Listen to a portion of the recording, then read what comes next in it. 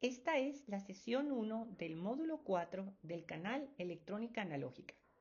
Este canal está dedicado al estudio de los dispositivos, circuitos y sistemas que constituyen la electrónica analógica. Los programas están organizados por módulos y cada módulo está formado por las sesiones que explican los diferentes temas que lo constituyen.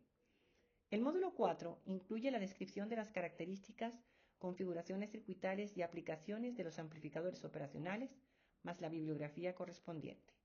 En esta sesión vamos a estudiar las características del amplificador operacional ideal.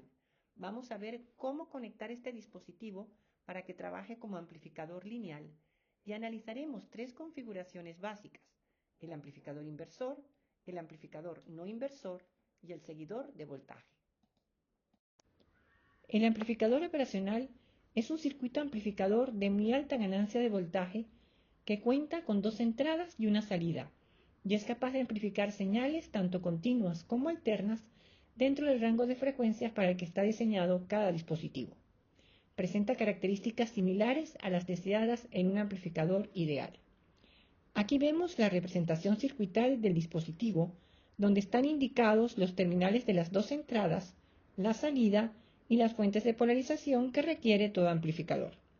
La gráfica de la derecha muestra el encapsulado de un amplificador operacional estándar en un chip de 8 terminales. Como habíamos mencionado, el amplificador operacional es el resultado del diseño de un circuito capaz de presentar características que se asemejen a las características deseadas en un amplificador ideal. Ya en 1947 se desarrolló la idea de diseñar un bloque analógico para realizar funciones matemáticas como sumas, restas e integrales a fin de resolver ecuaciones diferenciales. De ahí el nombre de amplificadores operacionales. Los primeros amplificadores operacionales estaban diseñados con tubos de vacío como el que muestra la foto. En 1964, la compañía Fairchild Semiconductor diseñó el primer amplificador operacional con dispositivos de estado sólido, identificado como 702. A este dispositivo lo siguió el 709 y posteriormente, en 1968, se elaboró el 741, que se ha convertido en el dispositivo estándar de mayor uso en electrónica. Las características del amplificador operacional ideal son las siguientes. La ganancia A es infinita. La impedancia de entrada RI es infinita. La impedancia de salida RO es igual a 0. El ancho de banda es infinito, esto es, puede trabajar a cualquier frecuencia. El voltaje de salida está dado por la relación B sub O igual a A que multiplica a B sub I más menos B sub I menos, donde B sub I más es el voltaje en la entrada no inversora referido a tierra y B sub I menos es el voltaje en la entrada inversora referido a tierra. Para trabajar con un amplificador operacional ideal en un circuito electrónico, vamos a utilizar el siguiente modelo. Entre las dos entradas se coloca una impedancia infinita, es por lo tanto un circuito abierto. En el circuito de salida se tiene una fuente de voltaje dada por la diferencia de los voltajes B sub I más menos B sub I menos multiplicada por la ganancia A, que para este caso es infinita. Y la resistencia de salida está en serie con esta fuente, que para el operacional ideal es igual a 0. ¿Qué podemos hacer con un amplificador de estas características? El primer circuito práctico es el amplificador inversor. Para construirlo, se conecta una resistencia R1 a la entrada inversora del amplificador operacional y a dicha resistencia se le va a aplicar la fuente de entrada. Luego se conecta una resistencia R2 entre la salida y la entrada inversora. La entrada no inversora se conecta a tierra. Deben conectarse, por supuesto, también las fuentes de alimentación DC. La clave del funcionamiento de este circuito está en la resistencia R2, mediante la cual se aplica realimentación negativa. Detengámonos un momento en el concepto de realimentación negativa. La realimentación negativa es uno de los conceptos más importantes en el área de la electrónica y es fundamental en la explicación del funcionamiento de los circuitos lineales con amplificadores operacionales. Es un proceso mediante el cual una parte del voltaje de salida del circuito se devuelve a una entrada del mismo, con un ángulo de fase tal que se opone, esto es, se resta de la señal de entrada. En la gráfica vemos el esquema de un amplificador operacional cuya salida se lleva a un bloque identificado como circuito de realimentación negativa, que a su vez se conecta a la entrada inversora del operacional. Ese bloque lo constituye la resistencia R2. El análisis de cualquier configuración circuital con un amplificador operacional ideal que trabaje con señales analógicas se basa en dos puntos fundamentales. Primero, la configuración del amplificador debe presentar realimentación negativa. Y segundo, el amplificador operacional ideal tiene las siguientes características: ganancia infinita y resistencia de entrada infinita. Para analizar el funcionamiento de un amplificador inversor con un amplificador operacional, sabemos que el voltaje de salida V sub O es igual a la ganancia A que multiplica a V sub I más menos V sub I menos. Observamos que el circuito tiene realimentación negativa, porque la resistencia R2 está conectada entre la salida y la entrada inversora. Si la ganancia A es infinita y queremos tener un voltaje de salida de valor específico, esto implica que la expresión en el paréntesis debe ser cero, para que el producto 0 por infinito sea indeterminado y podamos determinar el valor de otra forma. Por lo tanto, el voltaje de entrada negativo siempre debe ser igual al voltaje de entrada positivo, o sea, V sub I más igual a V sub I menos. Esto se debe a la realimentación negativa. Como en este caso la entrada no inversora está conectada a tierra, el voltaje en la entrada inversora también es cero. Esto es lo que se llama una tierra virtual. Dado que el voltaje en la entrada inversora es cero, debido a la tierra virtual, la corriente I sub 1 está dada por el voltaje de entrada V sub I sobre R1 y la corriente I sub 2 es igual al voltaje de salida V sub O sobre R2. Como la resistencia de entrada es infinita, no hay circulación de corriente por el terminal de entrada V sub I menos hacia el operacional. Las únicas corrientes en el nodo de la entrada inversora son I sub 1 e I sub 2. Y por la ley de Kirchhoff se debe cumplir que I sub 1 es igual a menos I sub 2. Por lo tanto, se tiene que V sub I sobre R1 es igual a menos V sub O sobre R2. Y despejando V sub O resulta V sub O igual a menos R2 sobre R1 por el voltaje de entrada V sub I.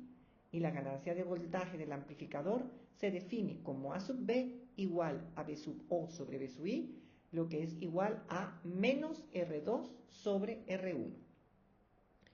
Esto significa que la ganancia de este amplificador no depende de los parámetros de los componentes electrónicos que lo constituyen, sean transistores BJT o MOSFETs, sino de los valores de los componentes externos que seleccione el usuario para definir la relación de valores R2 sobre R1, por lo que permite diseñar amplificadores con las ganancias deseadas en forma fácil y rápida, y cuya precisión depende de la precisión de los componentes externos utilizados.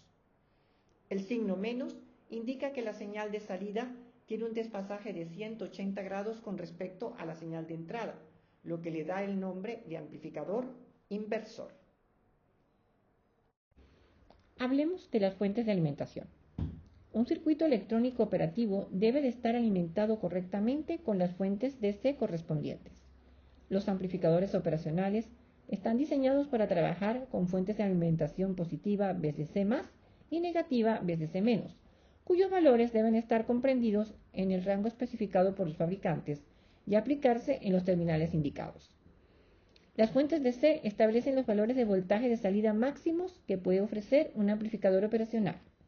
Si se introduce una señal de entrada que, de acuerdo a la amplificación de la operacional, trate de producir una salida mayor que el voltaje de alimentación, la señal va a quedar limitada al voltaje máximo de alimentación y se va a producir distorsión.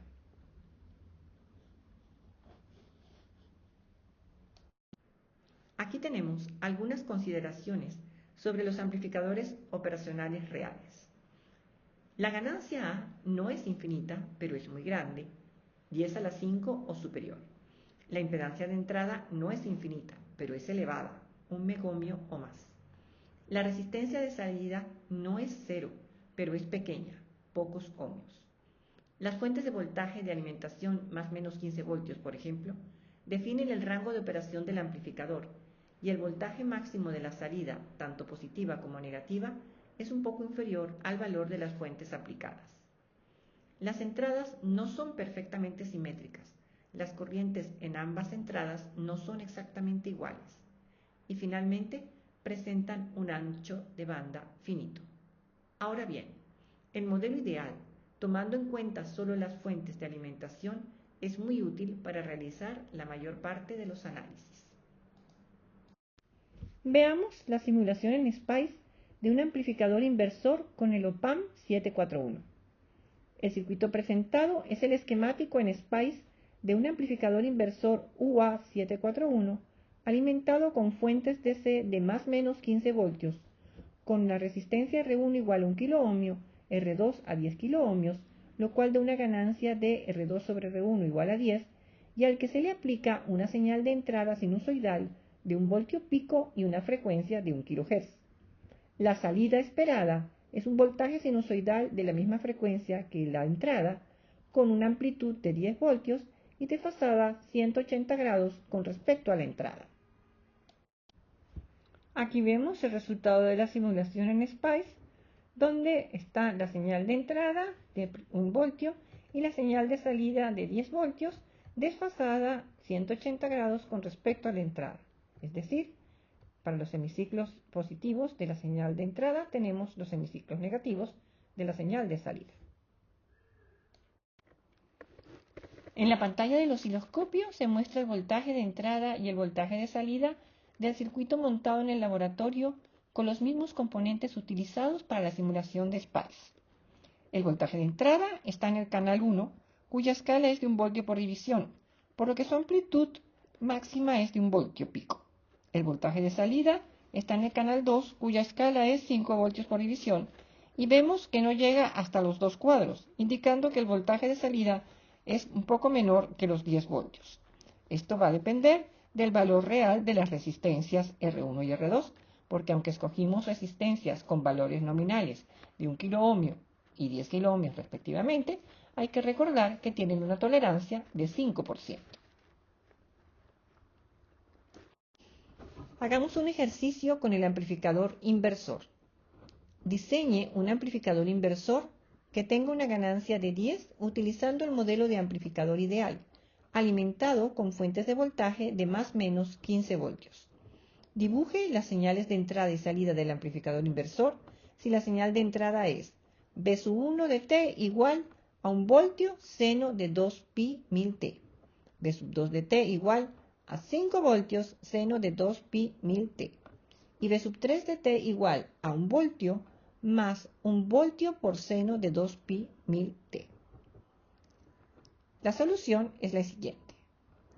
De la expresión B de t igual a seno de omega t, deducimos que la frecuencia f de las señales de entrada es de 1000 Hz, por lo tanto su periodo es de 1 milisegundo. Por otra parte, queremos una ganancia de 10. Sabemos que la ganancia del amplificador inversor AB es igual a menos 10, igual a menos R2 sobre R1. Tenemos que seleccionar las resistencias y escogemos R2 igual a 10 kiloohmios y R1 igual a 1 kiloohmio. Con esto tenemos diseñado el amplificador de ganancia 10.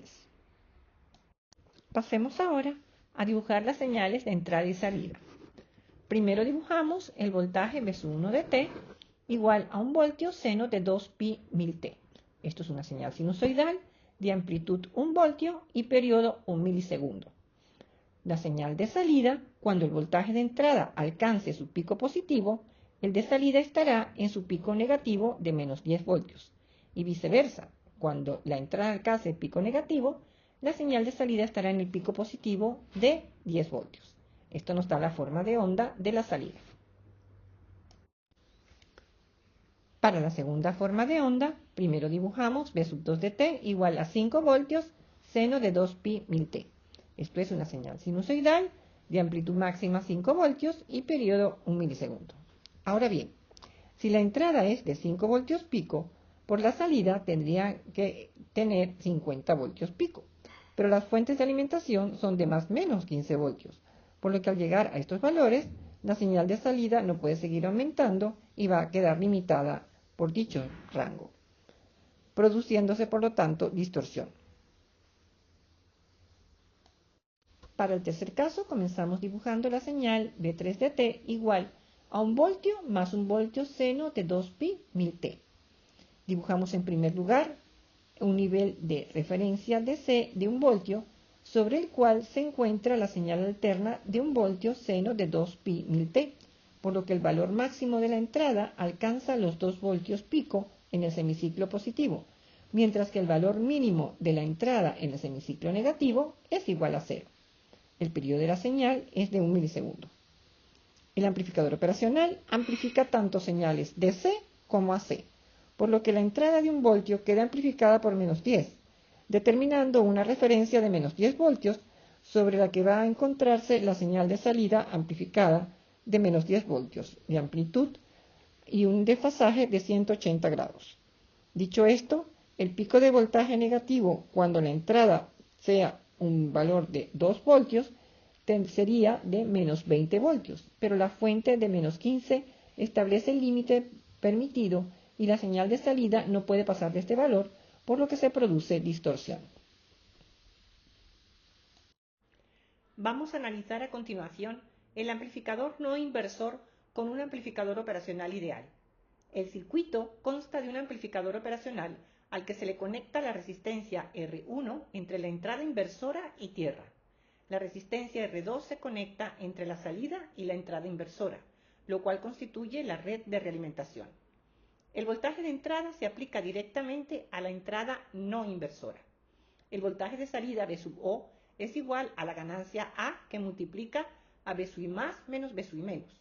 Como en el caso anterior, si el amplificador tiene realimentación negativa y ganancia infinita, a fin de tener un voltaje de salida específico, la expresión en el paréntesis debe ser 0. Por lo tanto, el voltaje de entrada negativo siempre debe ser igual al voltaje de entrada positivo, y en este caso se cumple B sub I más igual a B sub I menos igual al voltaje de entrada B sub I. Por lo tanto, la corriente I sub 1 está dada por la expresión 0 menos B sub I menos sobre R1, igual a menos el voltaje de entrada B sub I sobre R1. La corriente I sub 2 es igual al voltaje de salida B sub O menos el voltaje de entrada B sub I menos sobre R2. Esto es B sub O menos B sub I sobre R2. Como la resistencia de entrada es infinita, se cumple I sub 1 igual a menos I sub 2. Esto implica que menos B sub I sobre R1 es igual a menos B sub O menos B sub I sobre R2. Arreglando términos y despejando el voltaje de salida, obtenemos que B sub O es igual a 1 más R2 sobre R1, que multiplica el voltaje de entrada B sub I. La salida de este amplificador está en fase con su entrada, lo que le da el nombre de amplificador no inversor. La ganancia de voltaje A sub B está dada por la relación 1 más R2 sobre R1 y por lo tanto siempre es mayor que 1. Hagamos un ejercicio con un amplificador no inversor. Se quiere amplificar una señal de 1 voltio seno de 2pi mil T mediante el amplificador no inversor mostrado, a fin de obtener la señal de salida de mayor amplitud sin distorsión. Calcule el valor de R2, seleccione el valor estándar más conveniente entre las resistencias de 5% de tolerancia y dibuje las formas de onda de entrada y salida.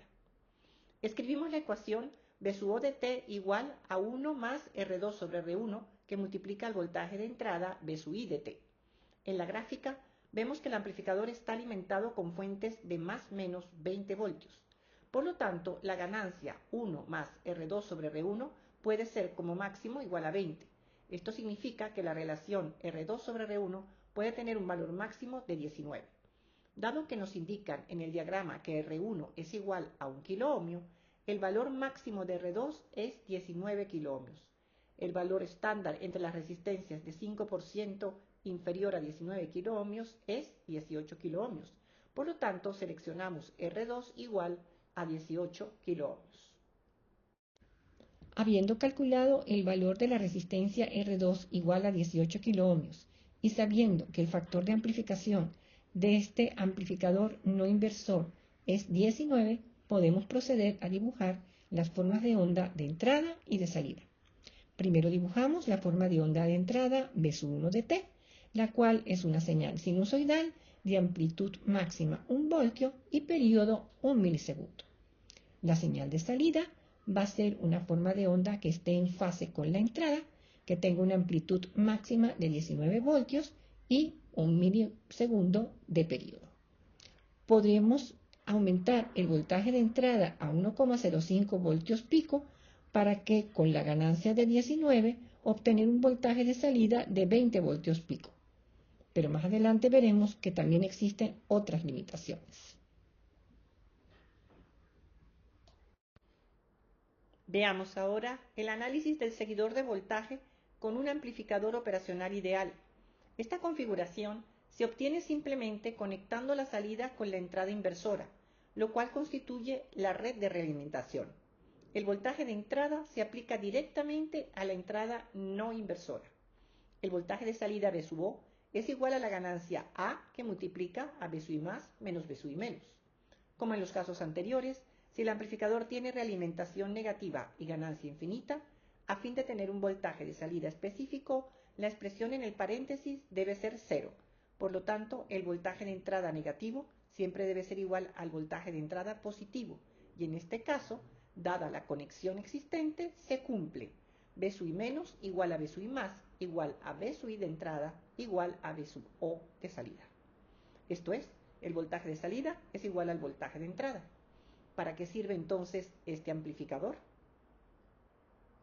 Hagamos el siguiente ejercicio con un seguidor de voltaje elaborado con el amplificador operacional ideal. Se quiere aplicar un voltaje de entrada a un circuito cuya resistencia de entrada es de 3 kiloohmios, ajustando un potenciómetro de precisión de 60 kiloohmios conectado entre dos fuentes de más o menos 15 voltios. El potenciómetro se ha ajustado de tal manera que la resistencia entre A y B es de 15 kiloohmios. A. ¿Qué ocurre si la salida del potenciómetro B se conecta directamente al circuito? Y B. ¿Cómo debe conectarse un seguidor de voltaje para que la salida del potenciómetro no se vea afectada cuando se aplique al circuito y el voltaje de entrada de éste no se modifique al realizar la conexión? Veamos cómo proceder. En primer lugar, hay que dibujar el circuito del potenciómetro, colocando las dos fuentes de 15 voltios con el punto de tierra en medio de ellas, para tener un voltaje de 15 voltios entre el punto A y tierra, y un voltaje de menos 15 voltios entre tierra y el punto C. Por otra parte, si la resistencia del potenciómetro es de 15 kiloohmios entre los puntos A y B, quedan 60 menos 15 igual a 45 kiloohmios entre los puntos B y C. De esta forma tenemos definido el circuito del potenciómetro.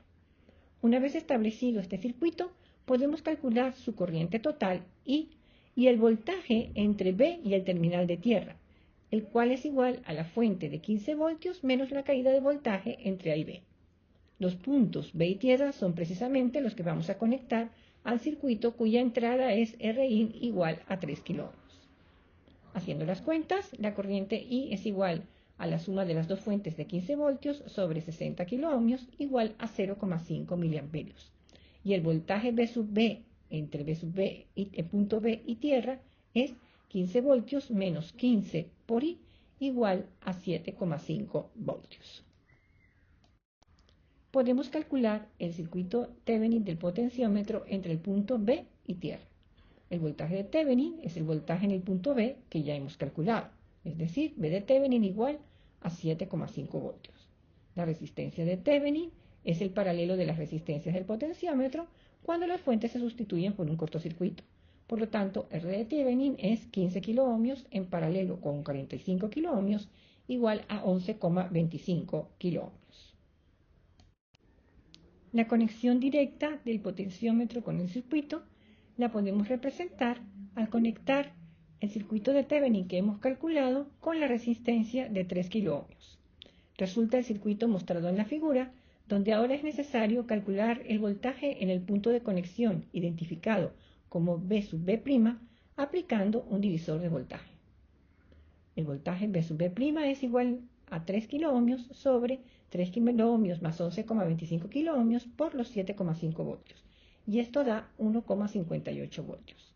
Esto significa que si conectamos el potenciómetro directamente al circuito que tiene una resistencia de entrada de 3 kiloohmios, en el momento de la conexión, en el punto B habrá 1,58 voltios en vez de los 7,5 voltios que queríamos aplicar habiendo ajustado inicialmente el potenciómetro. Si ahora conectamos un seguidor de voltaje entre el potenciómetro y el circuito, tenemos la configuración mostrada en la figura. Con este circuito, la impedancia conectada al potenciómetro es la impedancia de entrada al amplificador operacional, prácticamente infinita, por lo que no modifica el voltaje establecido por el potenciómetro, mientras que la resistencia en serie con el voltaje a la entrada del circuito es la resistencia de salida del operacional, prácticamente cero. De esta forma, los 7,5 voltios que se encuentran a la salida del potenciómetro se aplican a la entrada del circuito de resistencia de entrada de 3 kiloohmios sin modificación. Esta es la aplicación de la configuración seguidor de voltaje. En esta sesión nos hemos familiarizado con las características del amplificador operacional ideal. Hemos visto que para que este dispositivo pueda trabajar como un amplificador lineal, debe presentar realimentación negativa y hemos desarrollado un procedimiento basado en dos de las características del amplificador operacional ideal, ganancia de entrada infinita y resistencia de entrada infinita, para deducir la ecuación del voltaje de salida en función del voltaje de entrada para las tres configuraciones básicas: el amplificador inversor, el amplificador no inversor y el seguidor de voltaje.